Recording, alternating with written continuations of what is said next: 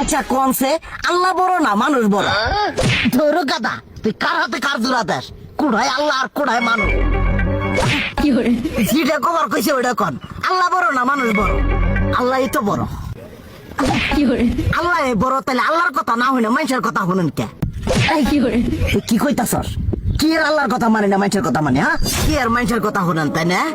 আমনে যে ওই দিনকে ডায়াবেটিসের রোগ নিয়ে যে হাসপাতালে গেলেন, ডাক্তার আপনার কত কিছু খাবার না করলো, সব কিছু না খাই এখন চলতেছেন, তাহলে আল্লাহ যে আপনারে কইছে যে হারাম খাবার না, সুদ খাবার না, কই আপনি তো কাম কাজ বাদ দিয়ে এলাকার আমাদের টাকা পয়সা না গায়ে খালি ওইলে দিয়েই খান, নিজেরা টেও হালাল ভাবে কামাই করেন না, ওই সুদ তো না করে টাকা করে লাভ আহে ওইলে দিয়ে দিয়ে চলেন আর পেটটা বড় বানাইছেন। শুনেন একটা কথা কই, হারামের কোনোদিন আরাম নাই।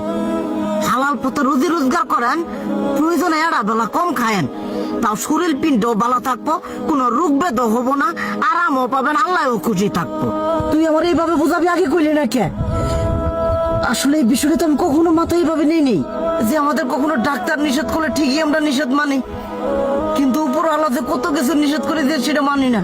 আর এই যে হারাম পথে টিয়া পয়সা কামাই করতেছেন, শরীরের মধ্যে দুনিয়া রোগ বেত হয়েছে, দেখা যাইতেছে যা টিয়া হারাম পথে কামাই করতেছেন তার তো বেশি টিয়া মনে করেন জ্বলে যাইতেছে গা বেশি। আজকের পর থেকে আমি আর এই হারাম সুদ খামো না, আমি হালাল পথে চলবো, হালাল টাকা পয়সা ইনকাম করবো। এতে করে যদি একবেলা কমও খাইতে হয় তবুও খামো, তবু আমি আর এই হারাম পথে চলবো না। আচ্ছা ঠিক আছে।